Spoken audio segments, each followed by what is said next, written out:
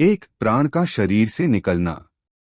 जब मनुष्य का समय पूरा हो जाता है तब यमराज के दूत यमदूत प्राण को शरीर से बाहर निकालते हैं। अच्छे कर्म वाले लोगों की आत्मा आसानी से निकल जाती है, जैसे मक्खन से बाल निकलता है। पापी व्यक्ति की आत्मा को बाहर खींचने में बहुत पीड़ा होती है। 2, यमदूत और देवदूत का आगमन। धर्मात्मा के पास दिव्य दूत आते हैं और आत्मा को सम्मानपूर्वक स्वर्ग ले जाते हैं। पापी के पास भयानक यमदूत आते हैं और उसे पकड़कर नरक के मार्ग की ओर ले जाते हैं। 3, सूक्ष्म शरीर अंतरात्मा।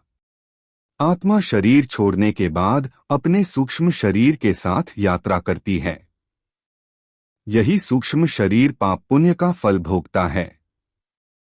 4, यमलोक की यात्रा 1.25 साल का समय। आत्मा को यमलोक तक पहुंचने में लगभग 348 दिन 1.25 साल का समय लगता है।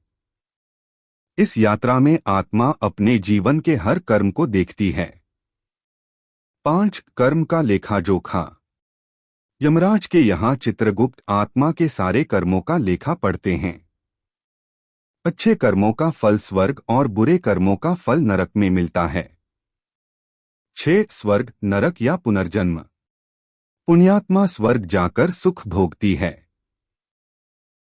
पापी नरक में विभिन्न यातनाएं सहता है। जिनके पुण्य पाप बराबर होते हैं वे पृथ्वी पर पुनर्जन्म लेते हैं। 7, मोक्ष का मार्ग। जो व्यक्ति भगवान का भजन करता है, सत्य और धर्म के मार्ग पर चलता है, वह जन्म मरण के चक्र से मुक्त होकर परमात्मा में विलीन हो जाता है।